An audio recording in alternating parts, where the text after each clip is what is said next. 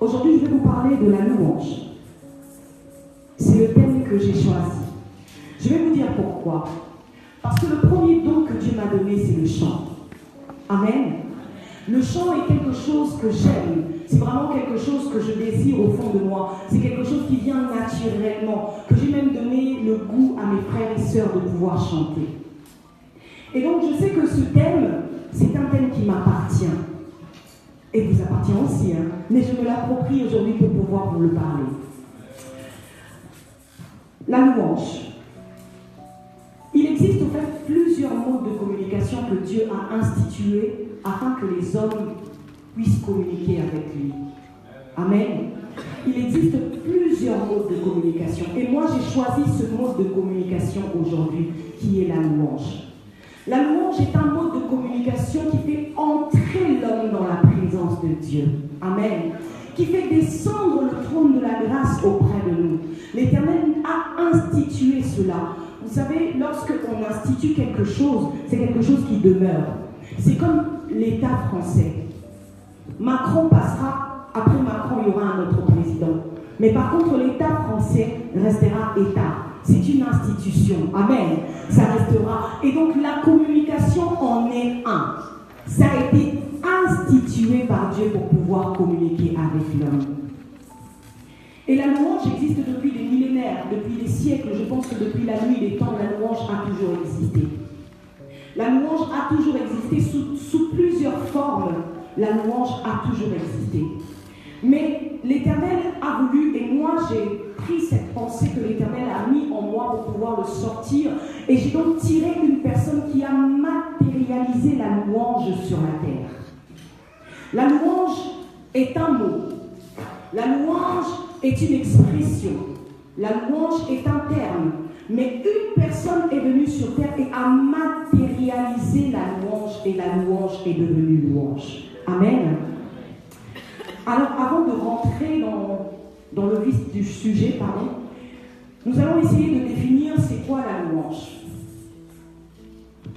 Selon le dictionnaire français Larousse, dont j'ai tiré cette définition, la louange est dit discours ou paroles par lesquelles on révèle le mérite de quelqu'un, de quelques actions ou de quelque chose. C'est des paroles en fait qui révèlent le mérite que tu as de quelqu'un ou de quelque chose. C'est des paroles. En grec, il est dit eulogia. Donc on fait des éloges. Ou encore einesis.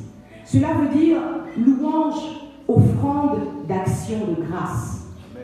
En grec, ça avait plus trait parce que vous savez que le grec c'est une langue qui a dominé sur la langue de base de Jésus, et ça fait que le grec a pris de l'ampleur dans l'époque ancienne qu'aujourd'hui on parle du grec, et donc ça fait que le grec a pris le dessus, et en grec le mot louange a beaucoup plus d'ampleur, ça rentre dans le spirituel qu'en français ça rentre dans le physique. Je ne sais pas si je me fais comprendre. Amen. Est-ce que vous êtes là? Est-ce que vous pouvez dire au moins bonjour d'abord à la personne qui est à côté? Dites-lui bonjour, dites-lui, là on est en train d'écouter le thème la louange. Amen. La louange. Alléluia. Dis-lui encore, c'est la louange. Donc la louange donne la joie, la louange donne le peps. Amen.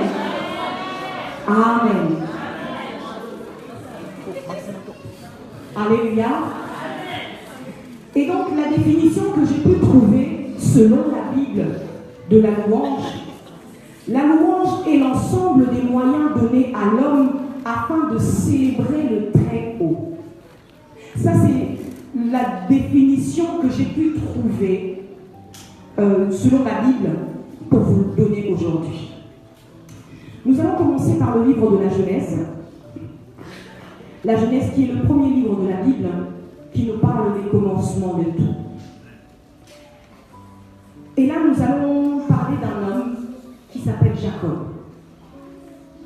Je vais vous relater d'abord les faits avant de lire juste un petit morceau. Jacob, qui est devenu Israël par après, Jacob était un homme qui, comme son nom le dit, usurpateur. Il a usurpé. Usurper veut dire voler. il a pris sans le consentement d'eux. Donc il a usurpé le droit d'aînesse de son frère aîné, qui était Ésaü. J'espère que vous connaissez tous cette histoire. Et tellement son frère était énervé, fâché, devant sa grande colère, Jacob a préféré s'enfuir. Et il s'est enfui chez son oncle Laban. Arrivé chez son oncle devant un puits, il n'était pas encore arrivé dans la demeure, arrivé devant le puits, il a fait la rencontre d'une femme. La Bible, vous savez, lorsque l'on regarde des hommes, on peut dire que cet homme ou cette femme est belle ou beau. Et la Bible décrit que cette femme que Jacob venait de voir était belle de figure et belle de son corps. Elle n'était pas que belle de figure, mais elle était belle. Et la Bible me dit que Jacob aima cette personne qui venait de voir. C'était Rachel. Rachel, c'était l'une des filles de Laban, son oncle. Et donc, lorsqu'il s'est rendu dans la maison de son oncle, il y est resté pendant plus ou moins 1 mois, comme nous dit la Bible. Il est resté plus ou moins pendant 1 mois, mais pendant ces 1 mois, il n'est pas resté oisif. Il sait pas il avait croisé les bras. Il a travaillé pendant ces 1 mois.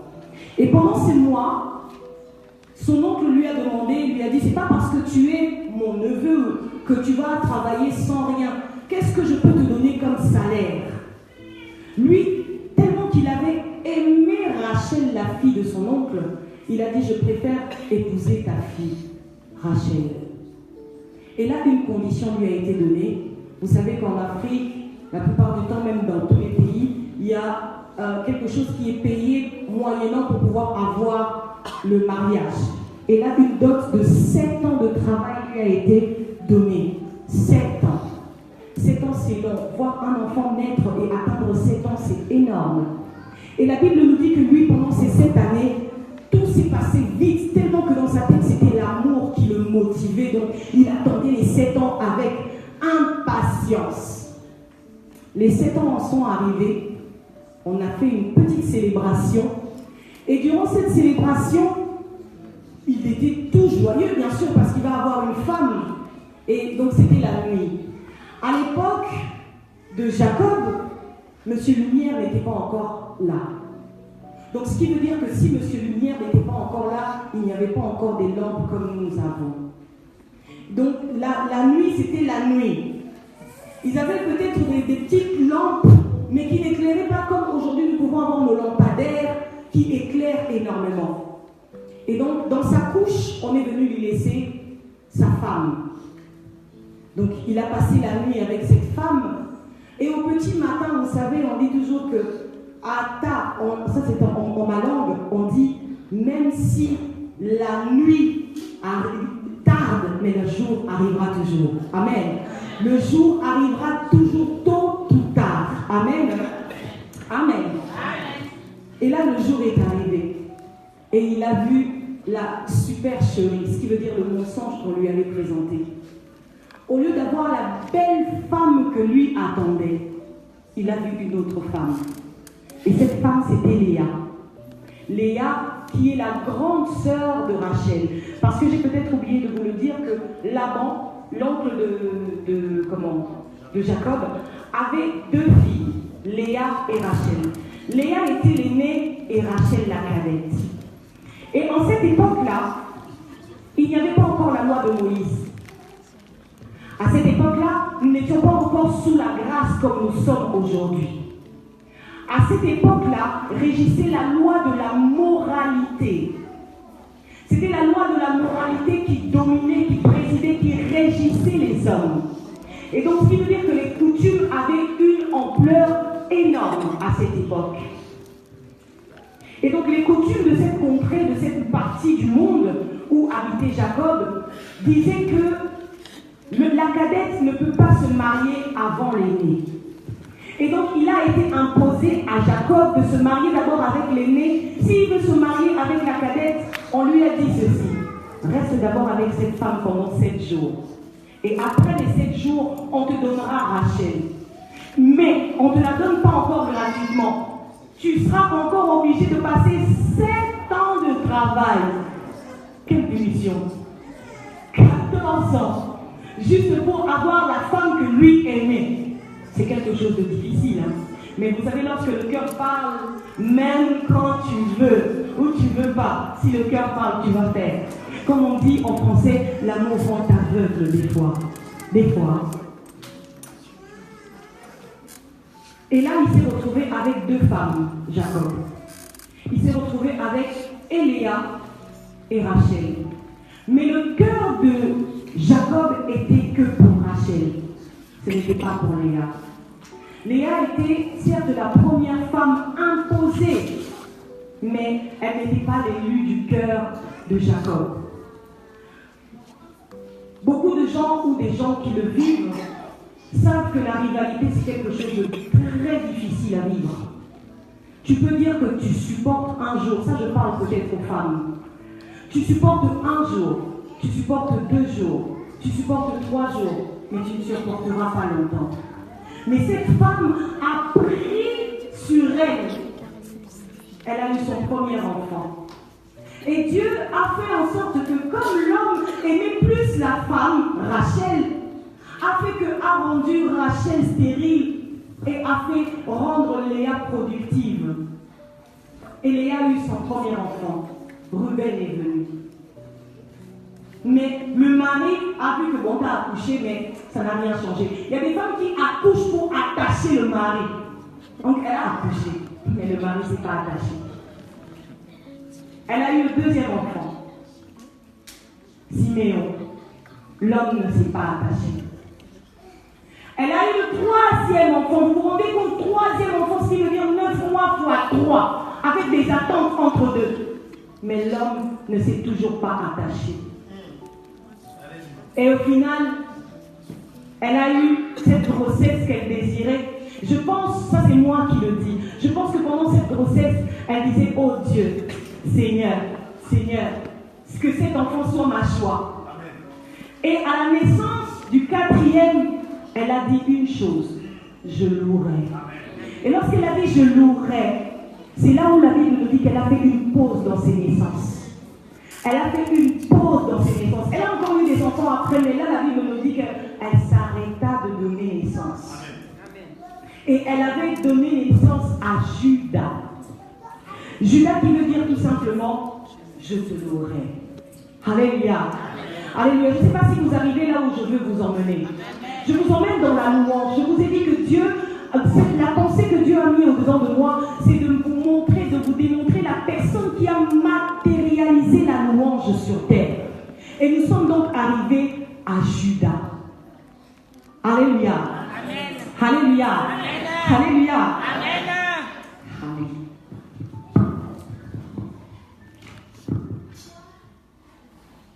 Aujourd'hui, lorsqu'on est dans l'église, beaucoup de gens parlent de louange et d'adoration sans connaître c'est quoi la louange, c'est quoi l'adoration. La plupart du temps, nous, chantres, nous faisons l'amalgame. Nous voyons que quand on parle de louange, c'est seulement lorsqu'on fait ça. Ça c'est la louange. Ce qui veut dire que le rythme qui cadence. Mais lorsqu'on est dans c'est là l'adoration. Nullement. Amen. La louange intervient pour pouvoir remercier Dieu de ses bienfaits. Amen. Ce que Dieu fait pour toi, ça suscite en toi quelque chose et tu dis, je louerai. Comme Léa.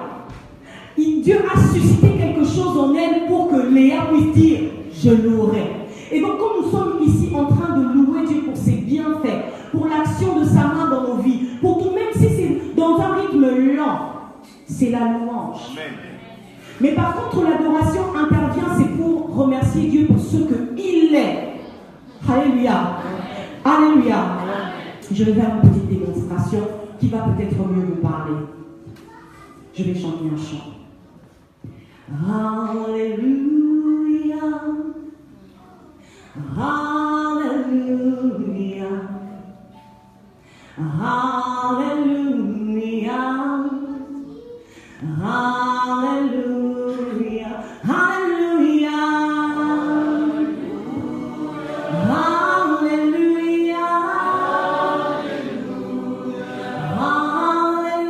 Alléluia. Alléluia. Est-ce que vous pensez que nous venons de louer ou d'adorer Dieu? Nous sommes en train de louer Dieu. C'est le rythme qui vous trompe, que vous pensez qu'on est en train d'adorer Dieu. On est en train de louer Dieu. Parce que nous sommes même en train de dire Alléluia. Alléluia veut dire louange. Nous sommes en train de louer Dieu. Que le rythme ne te trompe pas. Nous sommes en train de louer Dieu. Amen. Et écoutez ce chant. Tu es plus grand que ce que l'on dit. Tu es plus grand que ce que l'on dit. Tu es plus grand que ce que l'on dit. Tu es plus grand que ce que l'on dit. Oh oui, tu es excellent, excellent, merveilleux. Tu es plus grand que ce que l'on dit.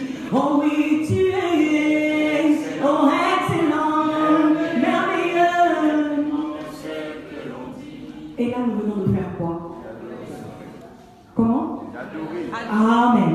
Et pourquoi nous adorons alors? Amen. Donc nous sommes arrivés là où je voulais vraiment vous faire arriver. Amen. Donc faire la différence entre louange et adoration. Et donc je reviens à l'histoire de Léa. Léa a été imposée par les hommes dans la vie de Jacob. Elle n'est pas arrivée là parce qu'elle devait arriver. Elle a été imposée par les hommes. Amen. Amen. Amen. Rachel est morte, l'élu du cœur est morte bien avant. La Bible ne nous dit pas lorsque Léa s'est éteinte. Mais la Bible nous dit une chose, que Rachel a été enterrée en chemin durant leur traversée. Mais par contre, Léa a été enterrée avec les parents de Jacob.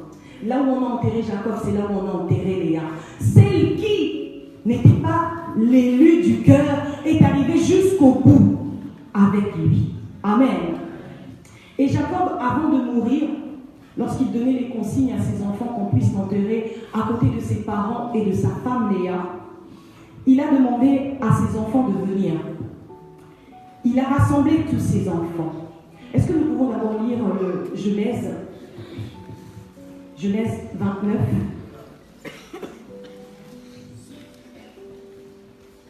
Avant de passer à autre chose,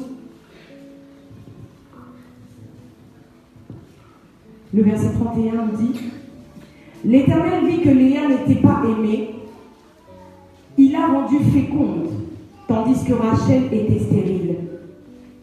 Léa devint enceinte et enfanta un fils, à qui elle donna le nom de Ruben, car elle dit « L'Éternel a vu mon humiliation. Alléluia.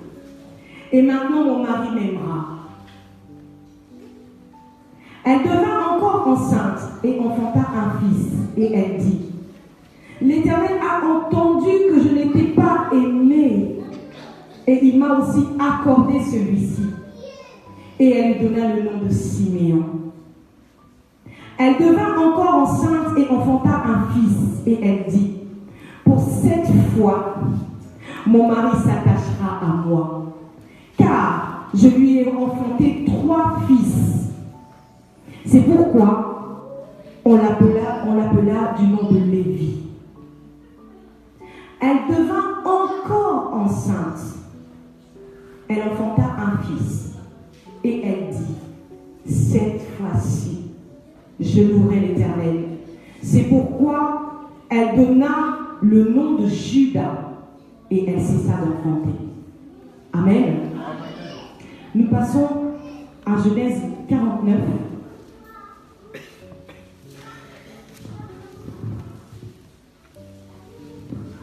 Genèse 49, du verset 8 au verset 12. Je lis au nom de Jésus. Judas, tu recevras les hommages de tes frères. Ta main sera sur la nuque de tes ennemis. Les fils de ton père se prosterneront devant toi. Judas est un jeune lion. Tu reviens du carnage.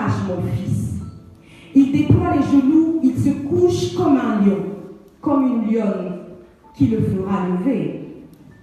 Le sceptre ne s'éloignera point de Juda, ni le bâton souverain entre ses pieds, jusqu'à ce que vienne le Shiloh et que le peuple lui obéisse.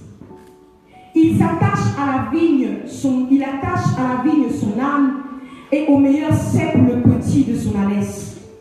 Il lave dans le vin son vêtement, et dans le sang des raisins son manteau. Il a les yeux rouges de vin et les dents blanches de lait. Amen. Amen. Alors ce passage nous parle d'une bénédiction. Donc ce que je vous disais juste avant de lire cette lecture, c'est que Jacob, avant de mourir, il a appelé tous ses enfants. Il en avait 12 garçons et il avait aussi des filles.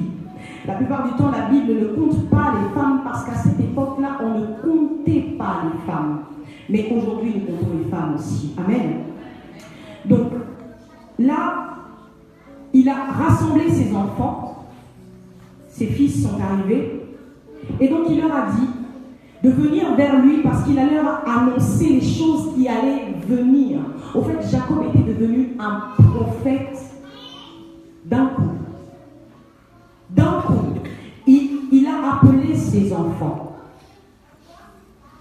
Vous savez, à cette époque-là encore, comme je disais tout à l'heure, que la loi de la moralité régissait. La loi de la moralité exigeait absolument que ce soit toujours le fils aîné ou la fille aînée qui ait quelque chose avant ceux qui arrivent. Donc nous l'avons vu avec Jacob, si vous connaissez bien l'histoire de Jacob. Jacob a pris la place, a volé la place de son frère pour être béni. Léa a été imposée dans la vie de Jacob pour se marier. Et là, Jacob doit bénir ses enfants. Normalement, il doit bénir son fils aîné que Léa a eu au nom de Ruben. Mais c'est pas ce que ses papa a fait. Le papa n'a pas béni son fils aîné. Le papa n'a pas béni Siméon. Le papa n'a pas béni Lévi qui était le 3e. Mais le papa a choisi de bénir son 4e fils qui est la louange, qui est Judas. Et donc cette partie que nous venons de lire dans Genèse 49, c'est la bénédiction de Judas. Alors il dit ceci: Judas, tu recevras les hommages de tes frères. Lorsqu'ils étaient en train de grandir, ces enfants tous ont commis des erreurs. Parce que la loi de la moralité avait beaucoup de choses strictes. Même Judas avait commis des erreurs. Mais ce qui est bizarre, lorsque Dieu te choisit, peu importe ce que les hommes peuvent dire, il t'impose. Comme il a imposé Léa, même si Jacob voulait de Rachel, Dieu a imposé Léa. Amen. Amen. Et donc là, Dieu avait imposé que la bénédiction ne soit pas ni sur Ruben, ni sur Siméon, ni sur Lévi. Et pourtant, ils étaient plus âgés que Judas. Et c'est Judas qui a été béni. Et il a reçu la bénédiction du fils aîné. La bénédiction du fils aîné lui a ouvert les portes. Amen. La bénédiction du fils aîné lui a ouvert les portes. Alors je vais lire ce que j'ai écrit. Cette bénédiction, en premier, on nous dit, lorsqu'on lit le cheminement de ce texte, on nous dit que jusqu'à ce que vienne Shiloh, Judas sera au-dessus, jusqu'à ce que vienne le Shiloh, que ses frères et ses sœurs seront sous sa main. Ils lui rendront hommage. Il sera donc toujours le premier. Ses frères, ses fils, les fils de ton père, non ses frères, se prosterneront devant toi. Tel Joseph, ses frères qui s'étaient prosternés au-devant de lui. Mais cette fois-ci, la bénédiction n'était pas pour Joseph, parce que Joseph avait eu la bénédiction en vision. Mais que là, ce n'est pas une bénédiction en vision, c'est des paroles. Alléluia. Alléluia. Et là, je lis ceci. Cette bénédiction associe le Shiloh. Shiloh qui équivaut au Messie. Donc cette bénédiction s'est associée à Jésus, le Messie. La bénédiction depuis le temps. Jacob, qui est devenu prophète pour pouvoir parler de l'arrivée de Jésus, a institué que Judas sera toujours à la tête. Et il a terminer en disant que le sceptre ne s'éloignera jamais de Juda. Le sceptre, c'est la gouvernance. La gouvernance ne s'éloignera jamais de Juda. C'est la louange, on parle toujours de la louange. Le bâton souverain jamais ne passera sous ses pieds. Il sera toujours là, jusqu'à ce que vienne le Shiloh. Ça, c'était la bénédiction qu'avait reçue Juda. Amen. Amen. Amen. Et donc, Jacob meurt. Ses enfants vont en Israël, vous connaissez l'histoire. Ils sont allés enterrer d'abord leur père, ils reviennent en Égypte, Ils reviennent en Égypte. Ils sont pendant des années exploités par les Égyptiens, jusqu'à ce qu'ils sortent de là, sortis par Moïse. Lorsqu'ils sont sortis avec Moïse, ce qui est arrivé, c'est que la traversée du désert, qui était une malédiction, n'était pas une malédiction pour la tribu de Juda.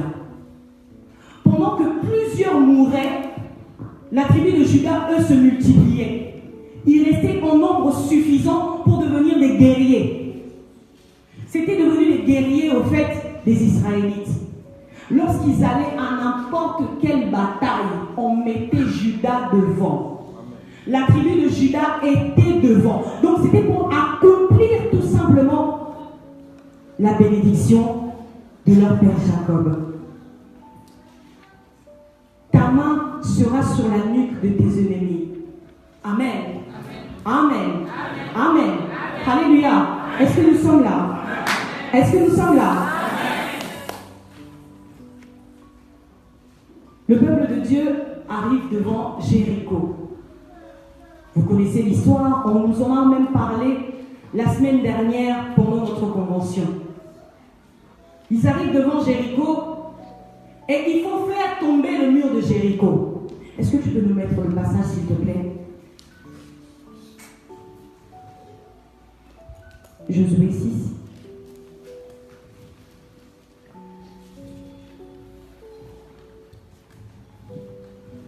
Merci. La Bible nous dit, Jéricho était fermé et barricadé devant les enfants d'Israël. Et personne ne sortait et personne n'entrait. L'Éternel dit à Josué, vois, je livre entre tes mains Jéricho et son roi, ses vaillants soldats. Faites le tour de la ville, vous tous les hommes de guerre. Nous parlons de Juda. Faites une fois le tour de la ville. Tu feras ainsi pendant 6 jours. 7 sacrificateurs porteront devant l'arche 7 trompettes retentissantes. Le 7e jour, vous ferez 7 fois le tour de la ville et les sacrificateurs sonneront les trompettes. Quand ils sonneront la corne retentissante, quand vous entendrez le son de la trompette, tout le peuple poussera des grands cris. Alors la muraille de la ville s'écroulera et le peuple montera chacun devant soi. Josué, fils de Nun, appela les sacrificateurs et leur dit, portez l'arche de l'alliance et que 7 sacrificateurs portent 7 trompettes retentissantes devant l'arche de l'Éternel. Amen. Amen. Amen. Ce récit que nous venons de lire de Josué, pour faire tomber le mur de Jéricho, on nous dit de prendre les hommes de guerre, et les hommes de guerre n'étaient autres que les gens de la tribu de Juda. Parce que la bénédiction d'un homme, ce n'était pas la bénédiction d'un homme, mais Dieu avait inspiré Jacob de bénir Juda. Juda qui était la louange, parce que Dieu aime bien qu'on le loue. Et Léa avait fait quelque chose qu'elle ne savait pas. Elle avait donné son 1/10. Et son 1/10 était en train de parler pour un peuple, le 1/10 qui était Juda. Et Juda est devenu le 1/10 d'un peuple, mais même si lui n'était peut-être plus, mais sa tribu était devenue immense. Immense au point que c'était des hommes de guerre. Amen. Alléluia. Et comme vous le savez, le mur de Jéricho était tombé.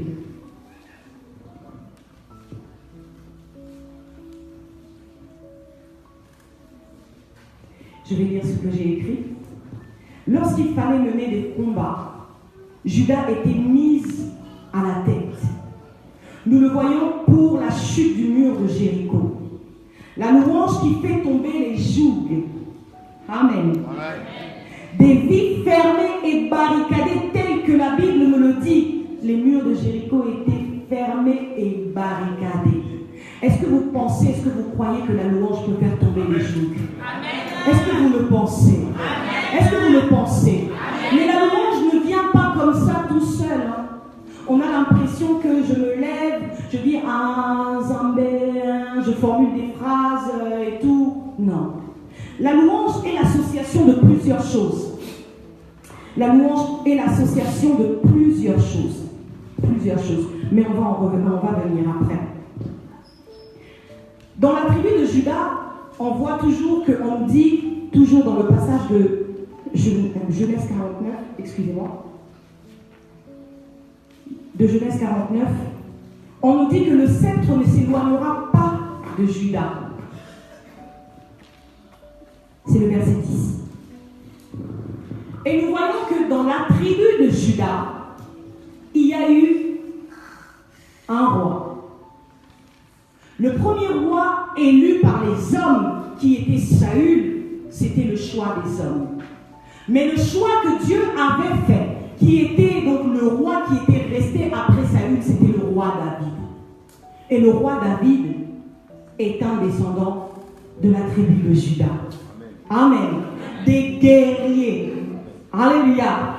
Amen. Alléluia. Amen. Il était donc un guerrier.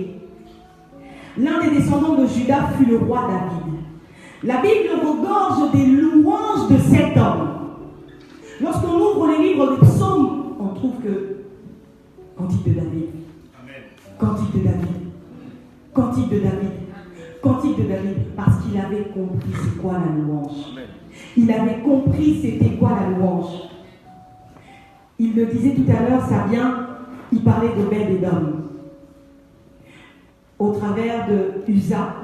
Uza, après sa mort, donc David était effrayé. Il a fait que l'arche ne vienne pas là où il était, l'arche de l'Alliance. Il a préféré le mettre chez quelqu'un d'autre. Si tu vas mourir, meurs. Mais cet homme n'est pas mort. Il est devenu riche, béni. Et donc David, on est venu lui annoncer cette nouvelle. Il a dit, oh, comment? Il faut sortir l'arche de là, que ça monte dans la cité de David. Que ça monte. Et pour que ça monte dans la cité de David, est-ce que tu peux nous mettre le passage, s'il te plaît, dans 2 Samuel, pardon. Et pour que ça monte, David a revêtu un vêtement, l'éphod. À l'époque, l'éphod n'était porté que par les Lévites, les sacrificateurs. Les gens, donc à chaque fois lorsque tu viens devant Dieu, ne viens pas nus. Nous sommes revêtus d'un tissu, mais ce tissu ne revêt pas notre esprit. Il faudrait demander à Dieu de nous revêtir de l'éphod, afin que nous puissions le louer comme il se doit de le louer. Alléluia. L'éphod, pas aujourd'hui où nous voyons les gens se barricader de toges, se barricader de ceci, de cela. Non. Je parle de l'éphod spirituel qui emmène ton esprit en contact avec Dieu. Qui montre à l'Éternel que je t'honore, Dieu. Non pas de ma bouche seulement, mais tout ce que je suis veut aussi t'honorer. Alléluia. Alléluia.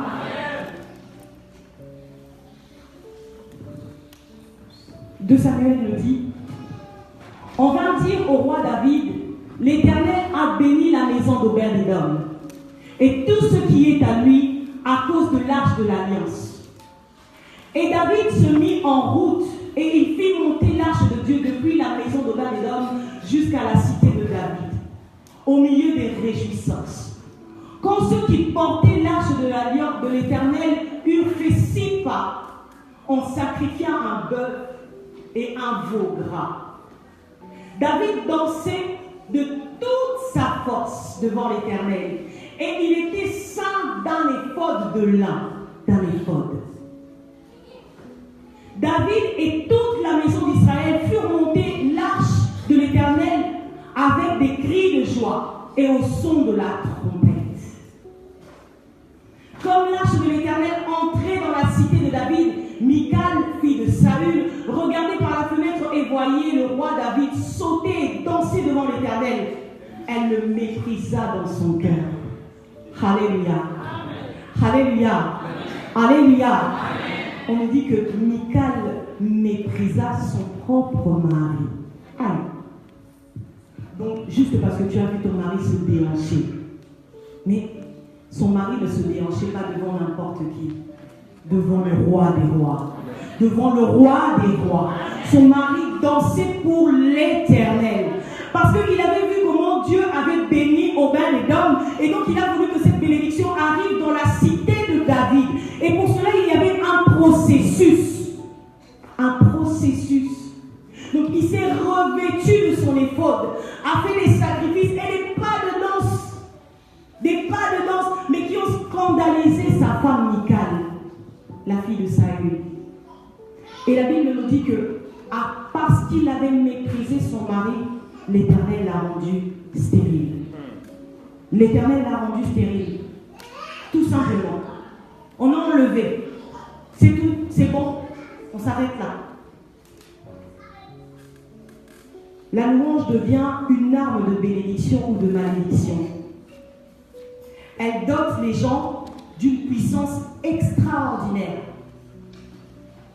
La louange, lorsqu'on sait mener à bien la louange bénit. Mais lorsqu'on l'utilise aussi mal, la louange maudit. Et on ne se rend pas compte. On ne s'en rend pas compte parce qu'on le fait tellement dans la chair qu'on a l'impression que, voilà, tu es dans l'église ou tu es devant la présence de Dieu, on vous dit de chanter, mais aucune personne ne prend la peine de se mettre dans la tête que je suis devant le roi des rois. Quelle est l'attitude que je devrais avoir pour pouvoir le louer? Nous le louons juste parce qu'on a lancé une chanson, là où les gens sont en train de danser, allez, dansons. Là où même, on fait même beaucoup de « Ah, tu m'as vu, ah, tu m'as vu, ah, tu m'as vu », mais aucune profondeur. Faisons attention à cela. Parce que si nous prenons l'exemple de Michal, juste parce qu'elle l'avait méprisé, nous risquons aussi de tomber dans ce cas. Alléluia.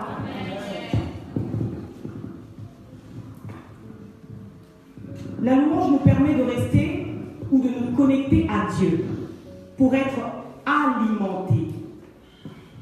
Le psaume 150 nous dit « Tu induis ma tête et ma coupe déborde ». Et David rajoute encore que tout ce qui respire loue l'Éternel. Alléluia. Est-ce que toi et moi nous respirons ce matin?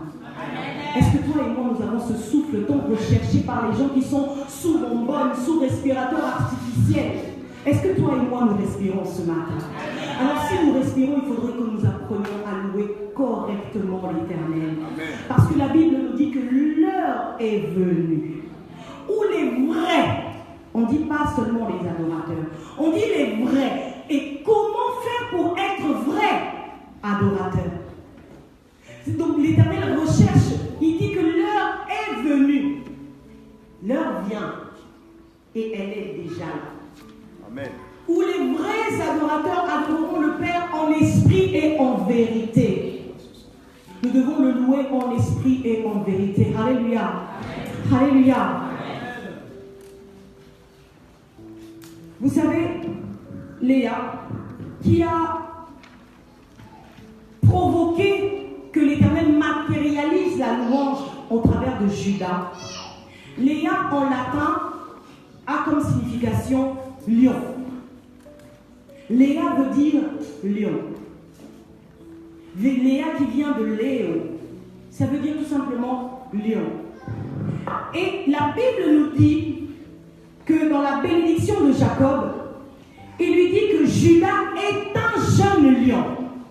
Judas est un jeune lion. Mais la Bible nous dit encore, lorsque nous poursuivons la lecture, que Jésus est le lion de la tribu de Judas.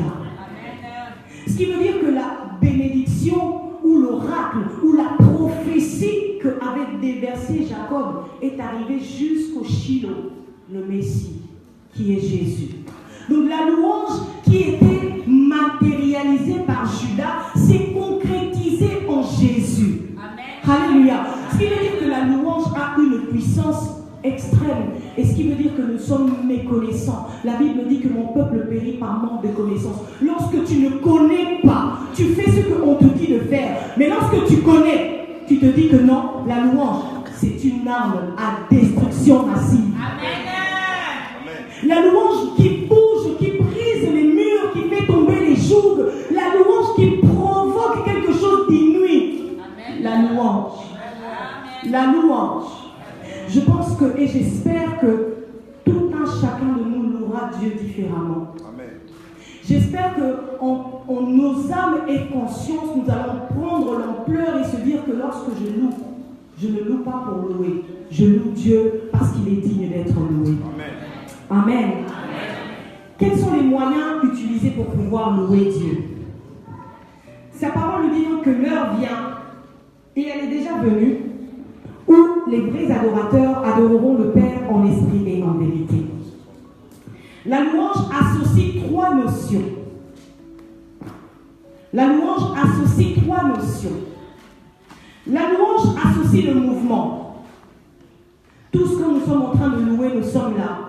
Et la Bible nous dit donc dans le livre que nous venons de lire tout à l'heure, dans 2 Samuel, que David dansait.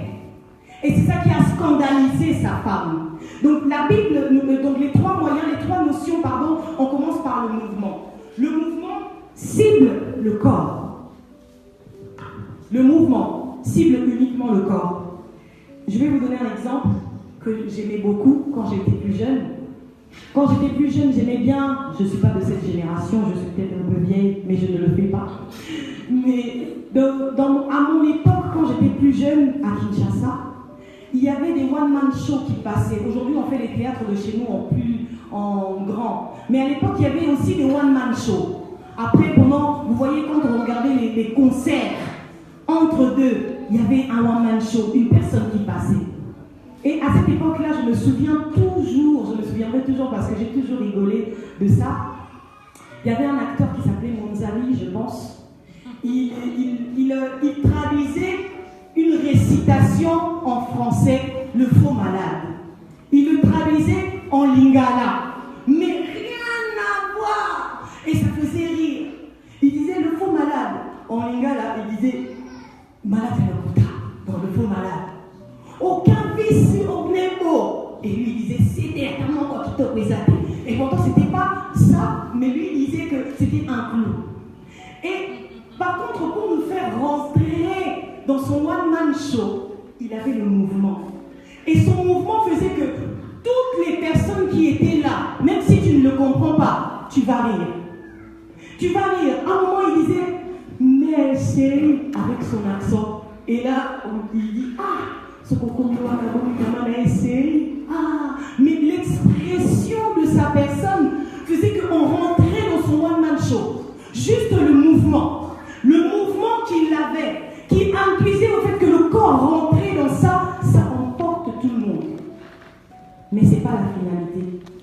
La louange a trois notions. On commence par le mouvement. La plupart du temps, nous tous, nous arrêtons dans le mouvement. Quand on est là, on se déhanche, on transpire, on fait tout ce que l'on peut faire, on reste dans le mouvement. Le mouvement n'atteint que le corps. Le corps, simplement. Et puis nous avons le cri. Ça, c'est la deuxième notion. Le cri touche à l'âme. Nous voyons que devant le mur de Jéricho, Dieu ordonne à Josué de dire que les peuples devaient crier. Ils devaient crier. Comment crie-t-on devant l'Éternel? Comment crie-t-on devant l'Éternel? Comment peut-on crier pour que la louange puisse avoir son ampleur? L'association entre le mouvement et le cri. Ça fait que tu atteins déjà 2 pas. Donc ta louange commence à rentrer. Comment cries-tu devant l'Éternel? Est-ce que tu cries à plein gosier ou c'est ton âme qui crie à l'Éternel? L'âme est la base des sentiments. L'âme est l'endroit où se trouve ton cœur. Là où tu aimes, là où tu n'aimes pas, là où tu jettes, là où tu haïs, là où tu fais tout ce qui est mauvais. C'est l'âme. Et on te dit que ton âme doit crier. Comment cries-tu devant l'Éternel avec ton âme? Est-ce que ton âme entre dans ta louange en association avec ton corps? Ou restes-tu seulement dans le mouvement? Tu n'es pas encore arrivé dans le cri. Et la troisième notion, c'est l'arche de l'alliance. L'Éternel a dit à Josué que les sacrificateurs devaient transporter l'arche. L'arche est associée à l'esprit. Parce que l'arche, c'est la parole de Dieu. L'arche est la parole de Dieu. Les trois notions dont nous avons, le mouvement, le cri et l'arche de l'alliance. Donc la parole de Dieu doit avoir une bonne portion dans ta louange. Amen. Lorsque tu écoutes les paroles d'une louange qui ne te correspond pas, ne chante pas. Lorsque tu entends une louange qui ne te correspond pas, attention, ne chante pas. Mais lorsque tu sens que cette louange est à toi et que tu veux vraiment louer Dieu pour ses bienfaits dans ta vie, n'hésite pas. Entre dans le mouvement, dans le cri et dans l'arche. Que la parole puisse faire l'association des trois afin que ta louange soit parfaite devant l'Éternel. Alléluia. Amen. Alléluia. Amen. Donc l'association des trois fait que la louange devient une arme puissante. Comme elle peut construire, comme elle peut détruire. Et lorsqu'on arrive dans le Nouveau Testament, il y a deux personnes qui ont expérimenté la louange, Paul et Silas. Amen. Ils ont expérimenté. Papa, est-ce que tu peux nous mettre le passage, s'il te plaît, Acte 16.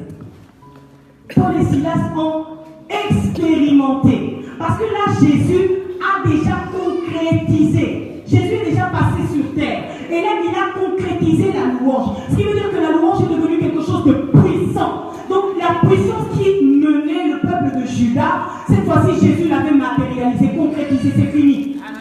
Et donc, Paul et Silas, dans le Nouveau Testament, nous démontrent que la puissance peut briser, libérer les prisonniers que nous sommes.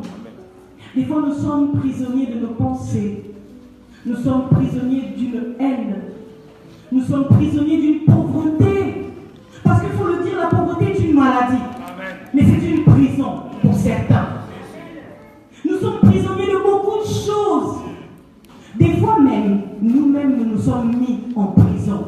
Nous-mêmes. Et personne d'autre ne t'y a conduit que toi-même. Vers le milieu de la nuit, Paul et Silas priaient et chantaient les louanges de Dieu. Et les prisonniers les entendaient. Qui t'entend lorsque tu loues Dieu? Qui t'entend lorsque tu pries et tu chantes Dieu? C'est pas ton voisin d'à côté, mais il faut faire entendre au monde épinèbre que tu loues correctement Jésus. Amen. Il faut faire entendre que Jésus est là avec moi et que je le loue. Amen. Est-ce que tu te fais entendre? Amen. Là, on dit que eux, ils étaient entendus par les autres prisonniers comme eux. Des concours de circonstances ont ramené au fait Paul et Silas pour l'histoire en prison. C'était pas, on ne devait pas les emprisonner, mais ils ont été emprisonnés. Mais le même jour, donc la nuit du même jour, c'est ce qui arriva. Je peux passer, merci. Tout à coup, se fit un grand tremblement de terre, en sorte que les fondements de la prison furent ébranlés. Oh Seigneur! Au même instant, toutes les portes s'ouvrirent et les liens de tous les prisonniers. Est-ce que ta louange a déjà libéré une seule personne? Est-ce que ta louange a déjà libéré une seule personne? Est-ce que ta louange, est-ce que ta louange a déjà libéré une seule personne? Es-tu déjà rentré dans la dimension de la louange qui fait tomber les jougs? Es-tu déjà rentré? Parce que la plupart du temps on se plaint. Le pasteur vient ici, il prie, il dit que Seigneur, fais grâce à ce peuple afin que leurs finances s'épaississent et que cette église soit bénie. Mais toi-même, as-tu déjà découvert le secret pour pouvoir le prendre en possession et bouger le trône de la grâce de Dieu? on nous dit que les liens de tous les prisonniers furent rompus. Le geôlier se réveilla et lorsqu'il vit les portes de la prison ouvertes, il tira son épée, le pauvre, et il allait se tuer pensant que les prisonniers s'étaient enfouis. Pourtant rien. Paul et Silas ont expérimenté la puissance de la louange. De la louange. De la louange. Alléluia.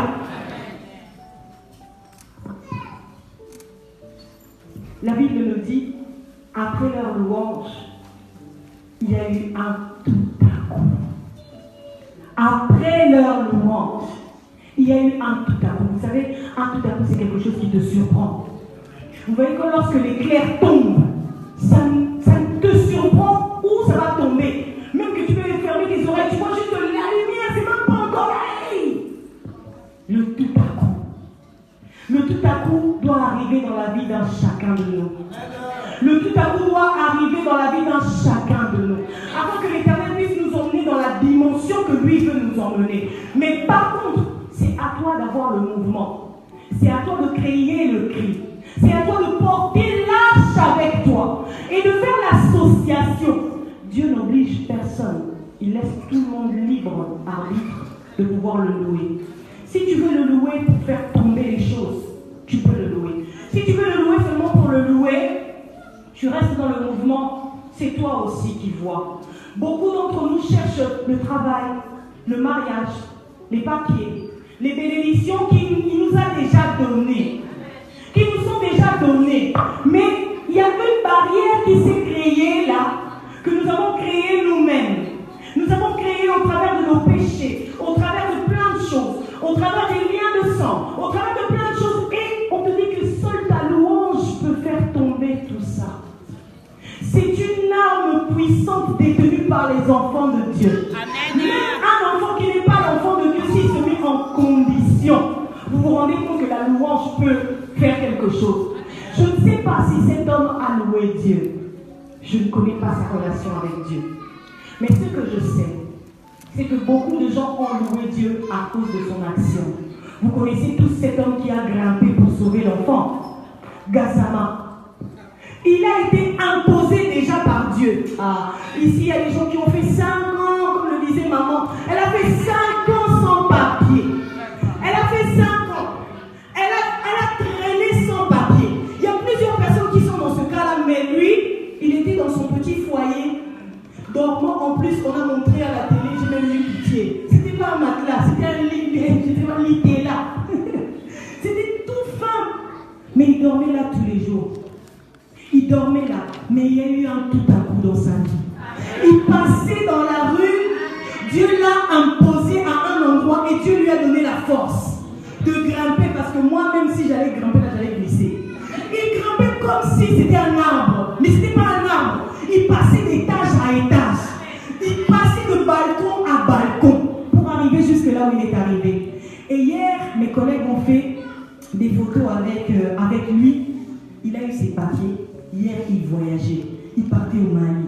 Il ne voyageait pas en n'importe quelle classe. Parce que là, il était dans le salon Air France. Donc, ou soit il était en première classe ou en business, mais du foyer, en première classe. Mais le tout à coup peut arriver à n'importe qui. Et c'est Dieu qui l'impose. Je ne connais pas son lien avec Dieu. Mais ce que je sais, toi et moi, nous avons une meilleure relation avec Dieu. Alors, le tout à coup doit arriver. Ça doit arriver. Mais arriver à grande échelle. Ce que tu n'attendais pas doit arriver. Doit arriver. Et c'est aujourd'hui et aujourd'hui. Aujourd'hui et aujourd'hui. Alléluia. Alléluia. Donc je vais redéfinir finalement la louange. Je redéfinirai la louange en disant que la louange découle de notre émotion. C'est l'émotion que tu as emmagasinée en toi. Donc Dieu fait quelque chose, ça fait naître en toi une émotion. J'aime bien dire ça à chaque fois. Quand on est amoureux, on a des sensations. Tu sens même que tes chevilles frétillent. Tu sens que le sang passe vite dans ton corps. Ça naît en toi. Ça fait naître une émotion que la grâce divine a suscitée. La grâce divine est passée par là, a fait naître une émotion en toi, afin que toi tu puisses rendre gloire à l'Éternel. Il fait tout ça juste pour qu'on lui rende gloire. Est-ce que vous vous rendez compte? Il fait tout ça pour rien d'autre, juste pour qu'on puisse le glorifier. Et juste parce que tu glorifies Dieu, cela déclenche une puissance qui ouvre, qui dote, qui ébranle, qui fait des choses, mais même l'œil de l'homme, si on te l'a raconté, tu ne l'aurais pas cru.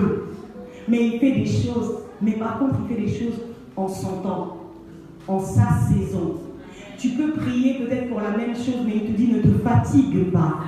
Tu peux louer Dieu, ne te fatigue pas. Dès lors que tu te fatigues, qui va intercéder pour ta faveur? Si tu as quelque chose que tu veux porter dans ton cœur, c'est à toi de le saisir et de le porter haut. De le porter haut tous les jours, mais ne pas oublier de se revêtir de l'éphod. De toujours revêtir notre corps, notre esprit.